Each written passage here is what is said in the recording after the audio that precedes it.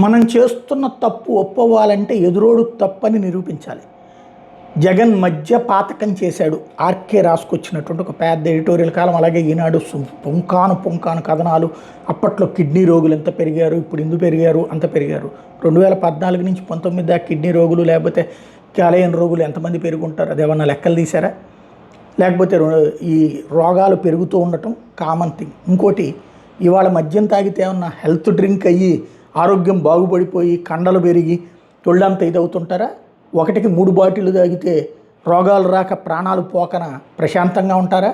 ఇంటి దగ్గరికే belt shop వచ్చి అవసరం లేనప్పుడు కూడా తాగడానికి వీలు కల్పిస్తే తాగుబోతు తాగుతాడా, తాగకుండా ఉంటాడా?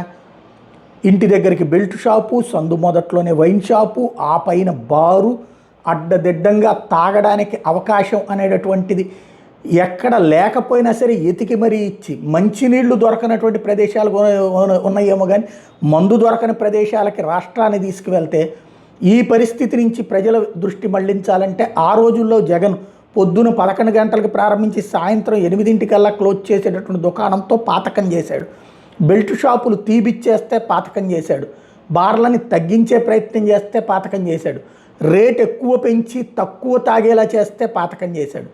అది పాపం, ఇది పుణ్యం. రాసుకోవచ్చు మన ఇష్టం. ధర్మం అనేటటువంటిది ఒకటి ఉంటుంది. ఆ ధర్మాన్ని కొళ్ళబొడిచి చంపేస్తున్నాం. అన్యాయాన్ని న్యాయంగా, న్యాయాన్ని అన్యాయంగా చూపిస్తున్నాం. కలియుగపు లక్షణాలు ఈ ఎడిటోరియల్ కాలమ్స్లో అద్భుతంగా సాగుతున్నాయి. ఈ వార్తల్లోనూ అద్భుతంగా సాగుతున్నాయి. భగవంతుడు చూస్తుంటాడు. ఎప్పుడు తేడా వస్తుందో తెలియదు.